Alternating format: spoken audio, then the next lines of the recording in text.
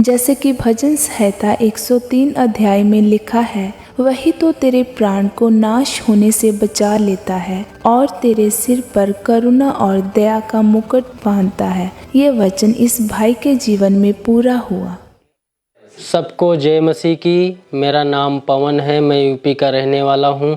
मैं अपने जीवन की सबसे बड़ी गवाही देने जा रहा हूँ। मेरी उम्र 25 साल है इस समय। 13 साल की उम्र से मेरे घर की स्थिति सही नहीं थी, इसलिए मुझे काम करना पड़ा। जहाँ पे मैं काम करता था, कुछ लड़के ऐसे थे कि जो नशा करते थे, तो उन्होंने नशा करते थे। उन्होंने बोला एक बार कि तुम भी खा के देखो तम्बाकू।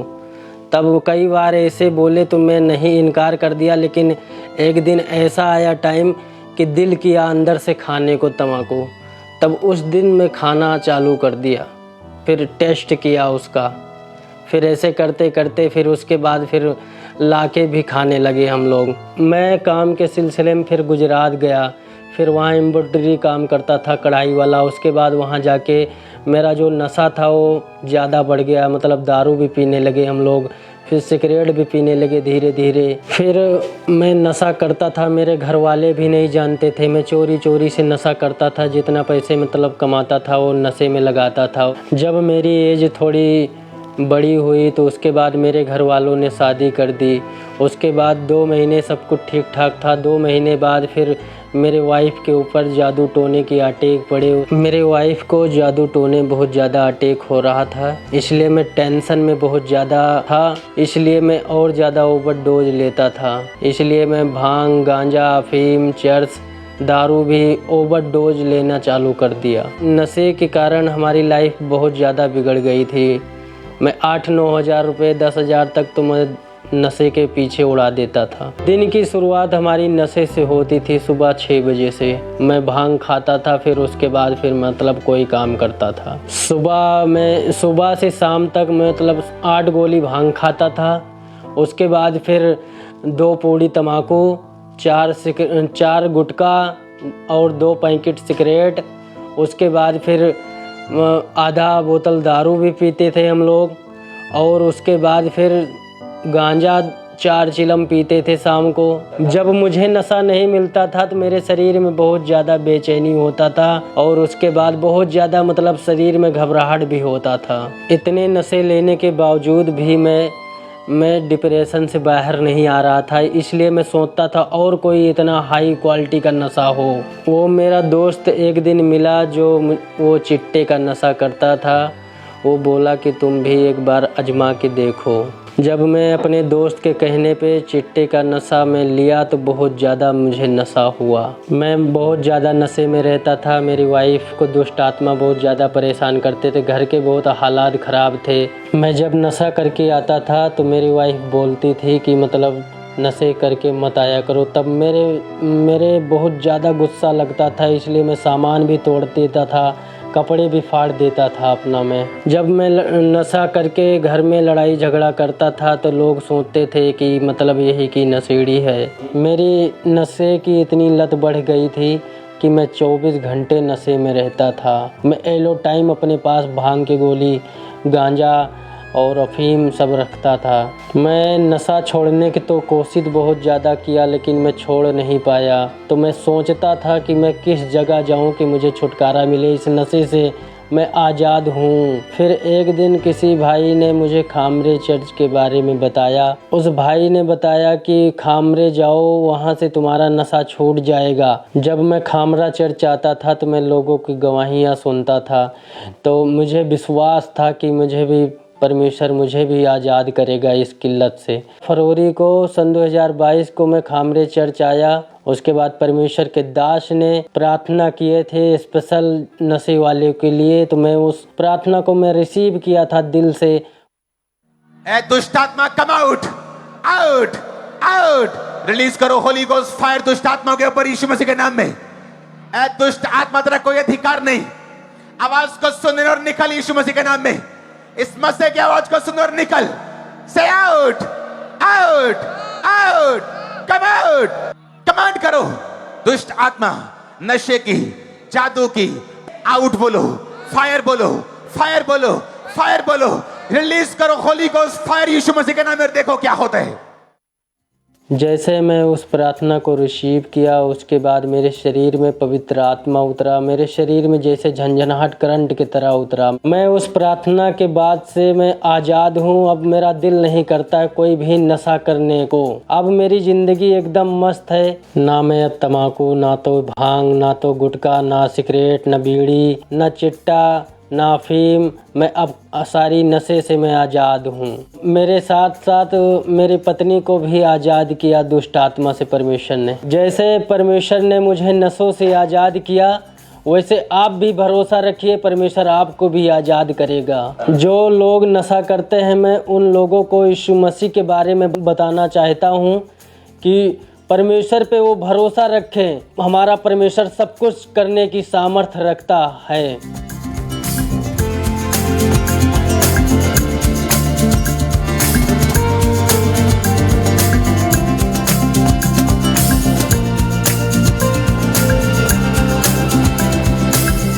इस बड़े छुटकारे के लिए मैं प्रभु का धन्यवाद करता हूँ और प्रभु के दास का मैं धन्यवाद करता हूँ। सारे को जय मसीह की।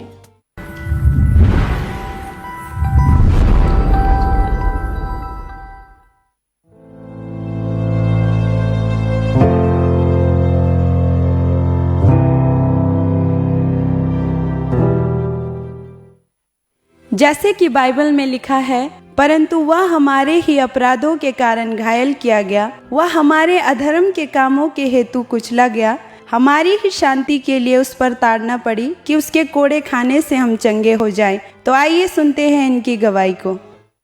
सारिਆਂ ਨੂੰ जय मसीह दी। मेरा नाम मुस्कान है ਤੇ ਆ ਮੇਰੇ ਮੰਮਾ ਨੇ, ਇਹਨਾਂ ਦਾ ਨਾਮ ਸੰਗੀਤਾ। ਅਸੀਂ ਅੰਮ੍ਰਿਤਸਰ ਦੇ ਰਹਿਣ ਵਾਲੇ ਹਾਂ। ਅੱਜ ਮੈਂ ਆਪਣੇ ਮੰਮਾ ਦੀ ਲਾਈਫ ਦੀ ਬਹੁਤ ਵੱਡੀ ਟੈਸਟਮਨੀ ਦੇਣ ਜਾ ਰਹੀ ਹਾਂ। अप्रैल 2022 ਦੇ ਵਿੱਚ ਅਚਾਨਕ ਇੱਕ ਦਿਨ ਰਾਤ ਦੇ ਸਮੇਂ ਮੇਰੇ ਮਦਰ ਦੀ ਚੈਸਟ ਪੇਨ ਹੋਣ ਲੱਗ ਗਈ। ਅਸੀਂ ਇਹਨਾਂ ਨੂੰ ਪੇਨ ਕਿਲਰ ਵੀ ਦਿੱਤੀ, ਤੇਲ ਨਾਲ ਮਸਾਜ ਵੀ ਕੀਤੀ, ਪਰ ਇਹਨਾਂ ਨੂੰ ਕੋਈ ਫਰਕ ਨਹੀਂ ਸੀ ਪਿਆ। ਫਿਰ ਉਸ ਤੋਂ ਬਾਅਦ ਜਦੋਂ ਸਵੇਰ ਹੋਈ ਫਿਰ ਅਸੀਂ ਇਹਨਾਂ ਨੂੰ ਹਸਪੀਟਲ ਲੈ ਕੇ ਗਏ। ਉੱਥੇ ਉਹਨਾਂ ਨੇ ਇਕੋ ਟੈਸਟ ਕੀਤੀ, ਐਂਜੀਓਗ੍ਰਾਫੀ ਕੀਤੀ ਤੇ ECG ਕੀਤੀ। ਰਿਪੋਰਟਸ ਕਰਨ ਤੋਂ ਬਾਅਦ ਡਾਕਟਰਸ ਨੇ ਕਿਹਾ ਕਿ ਤੁਹਾਡੇ ਪੇਸ਼ੈਂਟ ਦੀ ਹਾਲਤ ਬਹੁਤ ਖਰਾਬ ਹੈ ਤੇ ਇਹਨਾਂ ਦਾ ਆਪਰੇਟ ਕਰਨਾ ਪਵੇਗਾ। ਆਪਰੇਟ ਕਰਕੇ ਇਹਨਾਂ ਦੇ ਸਟੰਟ ਪਾਉਣੇ ਪੈਣਗੇ। ਡਾਕਟਰ ਕਹਿ ਰਹੇ ਸੀ ਕਿ ਇਹਨਾਂ ਦਾ ਆਪਰੇਸ਼ਨ ਹੋਣਾ ਹੈ ਤੇ ਸਟੰਟ ਪੈਣੇ ਨੇ, ਪਰ ਸਟੰਟ ਪੈ ਕੇ ਵੀ ਇਹਨਾਂ ਦੀ ਕੋਈ ਗਰੰਟੀ ਨਹੀਂ ਕਿ ਇਹ ਬਚਣਗੇ। ਉਹਨਾਂ ਨੇ ਸਾਡੇ ਕੋਲ ਪੇਪਰ ਵੀ ਸਾਈਨ ਕਰਵਾ ਲਏ ਸੀ ਜਦੋਂ ਇਹਨਾਂ ਦਾ ਆਪਰੇਸ਼ਨ ਹੋਣ ਲੱਗਾ ਸੀ। ਜਦੋਂ ਡਾਕਟਰਸ ਨੇ ਸਾਨੂੰ ਕਿਹਾ ਕਿ ਤੁਹਾਡੇ ਮੰਮਾ ਨੂੰ ਹਾਰਟ ਅਟੈਕ ਆ ਗਿਆ ਹੈ ਤੇ ਉਹਨਾਂ ਦੇ ਸਟੰਟ ਪੈਣੇ ਨੇ ਤੇ ਉਹਨਾਂ ਨੇ ਕੋਈ ਵੀ ਗਰੰਟੀ ਨਹੀਂ ਦਿੱਤੀ, ਤਾਂ ਅਸੀਂ ਬਹੁਤ ਜ਼ਿਆਦਾ ਰੋਣ ਲੱਗ ਗਏ ਸੀ ਕਿਉਂਕਿ ਉਹਨਾਂ ਨੇ ਕਿਹਾ ਸੀ ਕਿ ਤੁਹਾਡੇ ਮਦਰ ਦੀ ਜਾਨ ਨੂੰ ਖਤਰਾ ਹੈ। ਜਦੋਂ ਫਰਸਟ ਹਾਰਟ ਅਟੈਕ ਹੋਇਆ ਤਾਂ ਉਦੋਂ ਮੇਰੀ ਮੰਮਾ ਨੂੰ ਇਹਨਾਂ ਐਡਮਿਟ ਕਰਨ ਤੋਂ ਬਾਅਦ ਉਹਨਾਂ ਨੇ ICU 'ਚ ਰੱਖਿਆ। ICU 'ਚ ਰੱਖਣ ਤੋਂ ਬਾਅਦ ਇਹਨਾਂ ਨੂੰ ਯੂਰਿਨ ਬੈਗ ਵੀ ਲੱਗਾ ਹੋਇਆ ਸੀ। ਜਦੋਂ ਵੀ ਅਸੀਂ ਇਹਨਾਂ ਨੂੰ ਖਾਣਾ ਪੀਣਾ ਦਿੰਦੇ ਸੀ ਇਹਨਾਂ ਨੂੰ ਪਚਦਾ ਨਹੀਂ ਸੀ, ਇਹਨਾਂ ਦੇ ਜਲਨ ਹੋਣ ਲੱਗ ਜਾਂਦੀ ਸੀ ਤੇ ਉਦੋਂ ਅਸੀਂ ਉਹ ਕਹਿੰਦੇ ਸੀ ਕਿ ਲਿਕੁਇਡ ਹੀ ਇਹਨਾਂ ਨੂੰ ਦੇਣਾ ਹੈ ਤੇ ਫਿਰ ਅਸੀਂ ਇਹਨਾਂ ਨੂੰ ਲਿਕੁਇਡ ਦੇਣਾ ਸਟਾਰਟ ਕੀਤਾ। ਜਦੋਂ ਅਸੀਂ ਇਹਨਾਂ ਦੇ ਆਪਰੇਟ ਹੋਇਆ ਤਾਂ ਅਸੀਂ ਇਹਨਾਂ ਨੂੰ ਘਰ ਲੈ ਕੇ ਆਏ। ਆਪਰੇਟ ਕਰਾ ਕੇ ਵੀ ਅਸੀਂ ਇਹਨਾਂ ਨੂੰ ਕੋਈ ਫਰਕ ਨਹੀਂ ਸੀ ਦੇਖ ਰਹੇ। ਇਹਨਾਂ ਨੂੰ ਸਹਾਰਾ ਦੇ ਕੇ ਅਸੀਂ ਵਾਸ਼ਰੂਮ ਵਗੈਰਾ ਲੈ ਕੇ ਜਾਂਦੇ ਸੀਗੇ ਜਾਂ ਕਈ ਵਾਰ ਇਹਨਾਂ ਨੂੰ ਬੈੱਡ ਤੇ ਹੀ ਕਰਾਉਂਦੇ ਸੀ। ਉਦੋਂ ਵੀ ਅਸੀਂ ਬਹੁਤ ਪਰੇਸ਼ਾਨ ਸੀ। ਫਿਰ ਦੂਸਰੀ ਵਾਰ ਇਹਨਾਂ ਨੂੰ ਸਤੰਬਰ ਮਹੀਨੇ ਹਾਰਟ ਅਟੈਕ ਹੋਇਆ। ਉਦੋਂ ਵੀ ਇਹਨਾਂ ਦੀ ਉਹੀ ਕੰਡੀਸ਼ਨ ਸੀ ਜੋ ਅਪ੍ਰੈਲ ਮਹੀਨੇ ਹੋਈ ਸੀ। ਉਹੀ ਚੈਸਟ ਪੇਨ, ਉਹੀ ਬੈਕ ਪੇਨ ਫੇਸ ਹੋਣੀ ਸ਼ੁਰੂ ਹੋ ਗਈ। ਅਸੀਂ ਬਹੁਤ ਘਬਰਾ ਗਏ ਸੀ। ਉਸ ਟਾਈਮ ਅਸੀਂ ਇਹਨਾਂ ਨੂੰ ਉਸੇ ਹਸਪੀਟਲ ਲੈ ਕੇ ਗਏ ਜਿੱਥੇ ਇਹਨਾਂ ਦੇ ਪਹਿਲਾਂ ਆਪਰੇਟ ਹੋਇਆ ਸੀ। ਫਿਰ ਅਸੀਂ ਉੱਥੇ ਲੈ ਕੇ ਗਏ। ਅਸੀਂ ਬਹੁਤ ਪਰੇਸ਼ਾਨ ਹੋ ਗਏ। ਉਹਨਾਂ ਨੇ ਸਾਨੂੰ ਕਿਹਾ ਕਿ ਇਹਨਾਂ ਦੀ ਕੰਡੀਸ਼ਨ ਬਹੁਤ ਜ਼ਿਆਦਾ ਖਰਾਬ ਹੈ, ਇਹਨਾਂ ਨੂੰ ICU 'ਚ ਰੱਖਣਾ ਪਵੇਗਾ। ਫਿਰ ਅਸੀਂ ਬਹੁਤ ਜ਼ਿਆਦਾ ਰੋਣ ਲੱਗ ਗਏ। ਮੈਂ ਆਪਣੀ ਸਿਸਟਰ ਨੂੰ ਫੋਨ ਕੀਤਾ, ਉਹ ਉਸੇ ਟਾਈਮ ਆਏ ਉੱਥੇ। ਫਿਰ ਉਹਨਾਂ ਨੇ ਇਹਨਾਂ ਨੂੰ ICU 'ਚ ਐਡਮਿਟ ਕੀਤਾ ਤੇ ਫਿਰ ਮਾਰਨਿੰਗ ਹੋਈ ਤਾਂ ਉਹਨਾਂ ਨੇ ਇਹਨਾਂ ਦੀ ਐਂਜੀਓਗ੍ਰਾਫੀ ਕੀਤੀ। ਐਂਜੀਓਗ੍ਰਾਫੀ ਕਰਨ ਤੋਂ ਬਾਅਦ ਸਾਨੂੰ ਉਹਨਾਂ ਨੇ ਦੱਸਿਆ ਕਿ ਇਹਨਾਂ ਦੇ ਜੋ ਸਟੰਟ ਪਹਿਲਾਂ ਪਏ ਸੀਗੇ ਉਹ ਸਾਰੇ ਬਲੌਕ ਹੋ ਗਏ ਨੇ, ਸਾਰੇ ਖਰਾਬ ਹੋ ਚੁੱਕੇ ਨੇ। ਇਹਨਾਂ ਦੇ ਦੁਬਾਰਾ ਬਾਈਪਾਸ ਸਰਜਰੀ ਉਹਨਾਂ ਨੇ ਕਿਹਾ ਸੀਗਾ ਕਿ ਇਹਨਾਂ ਦੀ ਬਾਈਪਾਸ ਸਰਜਰੀ ਹੋਣੀ ਹੈ, ਇਸ ਤੋਂ ਇਲਾਵਾ ਹੋਰ ਇਹਨਾਂ ਦਾ ਕੋਈ ਇਲਾਜ ਨਹੀਂ ਹੈ। ਅਸੀਂ ਕਿਹਾ ਕਿ ਬਾਈਪਾਸ ਸਰਜਰੀ ਕਰਵਾਉਣ ਤੋਂ ਬਾਅਦ ਇਹ ਠੀਕ ਹੋ ਜਾਣਗੇ ਕਿਉਂਕਿ ਸਟੰਟ ਪੈਣ ਤੋਂ ਬਾਅਦ ਫਿਰ ਇਹਨਾਂ ਦੀ ਹਾਲਤ ਫਿਰ ਖਰਾਬ ਹੋ ਚੁੱਕੀ ਸੀ। ਇਸੇ ਤਰ੍ਹਾਂ ਸਾਨੂੰ ਬਾਈਪਾਸ ਸਰਜਰੀ ਕਰਵਾਉਣ ਵੇਲੇ ਵੀ ਅਸੀਂ ਉਹਨਾਂ ਨੂੰ ਪੁੱਛਿਆ ਕਿ ਕੀ ਹੁਣ ਠੀਕ ਹੋ ਜਾਣਗੇ। ਉਹਨਾਂ ਨੇ ਫਿਰ ਵੀ ਕੋਈ ਗਰੰਟੀ ਨਹੀਂ ਦਿੱਤੀ ਸੀ ਕਿ ਕਹਿੰਦੇ ਹੁਣ ਕੋਈ ਗਰੰਟੀ ਨਹੀਂ ਕਿ ਇਹ ਠੀਕ ਹੋਣਗੇ ਵੀ ਕਿ ਨਹੀਂ, ਕਿਉਂਕਿ ਚੀਰ ਫਾੜ ਕਰਕੇ ਕਰਨਾ ਪਏਗਾ ਤੇ ਉਹਦੇ ਵਿੱਚ ਥੋੜਾ ਰਿਸਕ ਵੀ ਆ। ਅਸੀਂ ਰੋਣ ਲੱਗ ਗਏ। ਅਸੀਂ ਕਿਹਾ ਕਿ ਸਾਡੇ ਕੋਲ ਪੈਸੇ ਵੀ ਨਹੀਂ ਹੈਗੇ ਕਿ ਬਾਈਪਾਸ ਸਰਜਰੀ ਕਰਵਾਉਣ ਵੇਲੇ ਉਹਨਾਂ ਨੇ ਕਿਹਾ ਸੀ ਕਿ 5 ਲੱਖ ਤੱਕ ਦਾ ਖਰਚਾ ਆ ਸਕਦਾ ਹੈ। ਤਾਂ ਉਹ ਕਹਿ ਰਹੇ ਸੀ ਕਿ ਪਰ ਜਿੰਨੇ ਚਿਰ ਤੁਹਾਡੇ ਕੋਲ ਪੈਸੇ ਦਾ ਇੰਤਜ਼ਾਮ ਨਹੀਂ ਹੁੰਦਾ ਇਹਨਾਂ ਨੂੰ ਆਈਸੀਯੂ 'ਚ ਹੀ ਰਹਿਣ ਦਿਓ। ਡਾਕਟਰਸ ਨੇ ਸਾਨੂੰ ਕਿਹਾ ਕਿ ਅਗਰ ਇਹਨਾਂ ਨੂੰ ਤੁਸੀਂ ਆਈਸੀਯੂ ਤੋਂ ਬਾਹਰ ਲਿਜਾਓਗੇ ਤਾਂ ਇਹਨਾਂ ਨੂੰ ਆਕਸੀਜਨ ਦੀ ਘਾਟ ਆ ਤੇ ਅਗਰ ਇਹਨਾਂ ਨੂੰ ਸਾਹ ਵੀ ਨਹੀਂ ਆਣਾ ਜੇਕਰ ਤੁਸੀਂ ਬਾਹਰ ਲੈ ਗਏ। ਫਿਰ ਅਸੀਂ ਡਾਕਟਰਸ ਨੂੰ ਕਿਹਾ ਕਿ ਅਸੀਂ ਪੈਸਿਆਂ ਦਾ ਇੰਤਜ਼ਾਮ ਕਰ ਲੈਂਦੇ ਹਾਂ, ਤੁਸੀਂ ਇਹਨਾਂ ਦਾ ਟ੍ਰੀਟਮੈਂਟ ਜਾਰੀ ਰੱਖੋ। ਜਦੋਂ ਡਾਕਟਰਸ ਨੇ ਕਿਹਾ ਕਿ ਇਹਨਾਂ ਦਾ ਪੈਸਿਆਂ ਦਾ ਇੰਤਜ਼ਾਮ ਕਰਨਾ ਹੈ ਤੇ ਅਸੀਂ ਆਪਣਾ ਮਕਾਨ ਵੇਚਣ ਤੱਕ ਲਾਤਾ ਸੀ, ਪਰ ਉਹ ਵੀ ਵਿਕ ਨਹੀਂ ਸੀ ਰਿਹਾ। ਅਸੀਂ ਬਹੁਤ ਜ਼ਿਆਦਾ ਹੋਰ ਪਰੇਸ਼ਾਨ ਹੋ ਗਏ। ਜਦੋਂ ਮੰਮਾ ਆਈਸੀਯੂ ਵਿੱਚ ਦਾਖਲ ਸੀ ਤਾਂ ਉਦੋਂ ਇਹਨਾਂ ਦੇ ਨਾਲ ਜਿਹੜੇ 2 ਬੈੱਡ ਪੇਸ਼ੈਂਟ ਸੀਗੇ ਉਹਨਾਂ ਦੀ ਡੈਥ ਹੋ ਗਈ ਸੀ। ਅਸੀਂ ਹਸਪੀਟਲ ਵਿੱਚ ਉਹਨਾਂ ਨੂੰ ਦੇਖ ਕੇ ਬਹੁਤ ਜ਼ਿਆਦਾ ਘਬਰਾ ਗਏ ਸੀ। ਉਹਨਾਂ ਦੇ ਵੱਲ ਦੇਖ ਕੇ ਸਾਡੇ ਮਨ ਵਿੱਚ ਬੁਰੇ ਖਿਆਲ ਆਉਣ ਲੱਗ ਗਏ ਆਪਣੇ ਮੰਮਾ ਦੇ ਬਾਰੇ। ਜਦੋਂ ਅਸੀਂ ਆਪਣੀ ਪੂਰੀ ਆਸ ਛੱਡ ਚੁੱਕੇ ਸੀ, ਫਿਰ ਸਾਨੂੰ ਹਸਪੀਟਲ ਵਿੱਚ ਕਿਸੇ ਨੇ ਖਾਂਬਰਾ ਚਰਚ ਬਾਰੇ ਦੱਸਿਆ। ਉਹਨਾਂ ਨੇ ਕਿਹਾ ਕਿ ਖਾਂਬਰਾ ਚਰਚ ਵਿੱਚ ਬਹੁਤ ਸਾਰੇ ਲੋਕ ਹੀਲ ਹੁੰਦੇ ਨੇ। ਫਿਰ ਉਹਨਾਂ ਨੇ ਸਾਨੂੰ ਦੱਸਿਆ ਕਿ ਪਰਮੇਸ਼ਵਰ ਦੇ ਦਾਸ ਜ਼ੂਮ ਐਪ ਰਾਹੀਂ ਹਸਪੀਟਲ ਪੇਸ਼ੈਂਟ ਨੂੰ, ਬਿਮਾਰ ਲੋਕਾਂ ਲਈ ਪ੍ਰੇ ਕਰਦੇ ਨੇ ਤੇ ਉਹ ਠੀਕ ਹੁੰਦੇ ਨੇ। ਇਸੇ ਤਰ੍ਹਾਂ ਤੁਸੀਂ ਵੀ ਆਪਣੀ ਮੰਮਾ ਦੀ ਜ਼ੂਮ ਐਪ ਰਾਹੀਂ ਪ੍ਰੇ ਕਰਵਾਓ ਤੇ ਉਹ ਵੀ ਚੰਗੀ ਤਰ੍ਹਾਂ ਠੀਕ ਹੋ ਜਾਣਗੇ। ਫਿਰ ਅਸੀਂ ANM hospital prayer line Gmail ਤੇ ਆਪਣੇ ਮਦਰ ਦੀ ਰਿਕੁਐਸਟ ਸੈਂਡ ਕੀਤੀ। ਫਿਰ 15 ਸਤੰਬਰ 2022 ਨੂੰ ਪਰਮੇਸ਼ਵਰ ਦੇ ਦਾਸ ਨੇ ਖਾਸ ਮੇਰੀ ਮੰਮੀ ਦਾ ਨਾਮ ਲੈ ਕੇ ਪ੍ਰੇਅਰ ਕੀਤੀ। आज मैं बहुत सी हीलिंग्स देख रहा हूँ टीवी के ऊपर। जरूरी नहीं मैं आप पे ले हैंड करूं, खुदा का तरीका जबरदस्त है। मैं देख रहा हूं हीलिंग को, Sangeeta heart ICU, Sangeeta healing को मैं देख रहा हूं। खुदाबंद तुझे हील कर रहा है इन जीसस नेम, इन जीसस नेम, इन जीसस नेम। जिस ਵੇਲੇ ਪਰਮੇਸ਼ਰ ਦੇ ਦਾਸ ਨੇ ਮੇਰੇ ਤੇ ਪ੍ਰੇ ਕੀਤੀ ਨਾ, ਮੈਨੂੰ ਇੰਨੀ ਕਿ ਗਰਮਾਹਟ ਆਈ, ਇੰਨੀ ਕਿ ਪਸੀਨਾ ਆਇਆ ਕਿ ਆਈਸੀਯੂ ਦੇ ਵਿੱਚ ਵੀ ਮੈਨੂੰ ਪਸੀਨੇ ਨਾਲ ਬਹੁਤ ਗਰਮੀ ਮਹਿਸੂਸ ਹੋਣ ਲੱਗ ਗਈ।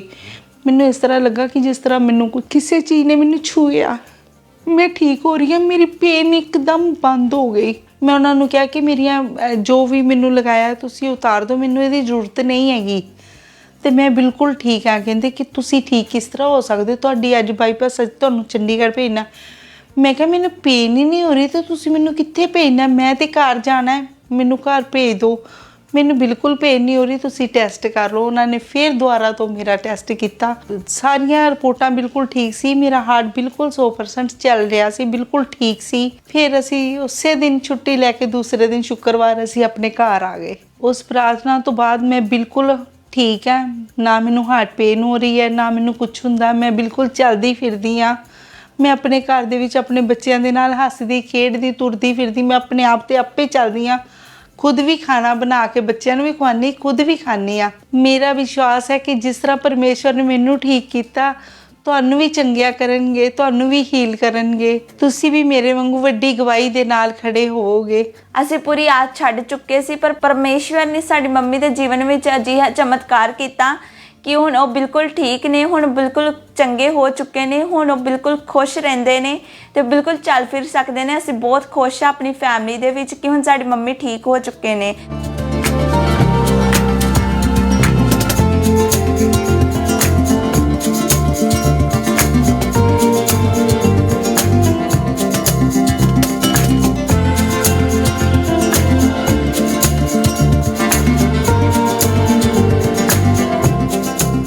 ਅਸੀਂ ਇਹਨਾਂ ਦੀ ਵੱਡੀ ਚੰਗਿਆਈ ਦੇ ਲਈ ਪਰਮੇਸ਼ਵਰ ਦਾ ਧੰਨਵਾਦ ਕਰਦੇ ਹਾਂ ਤੇ ਪਰਮੇਸ਼ਵਰ ਦੇ ਦਾਸ ਦਾ ਵੀ ਧੰਨਵਾਦ ਕਰਦੇ ਹਾਂ। ਸਾਰਿਆਂ ਨੂੰ ਜੈ ਮਸੀਹ ਦੀ तारीफ करें।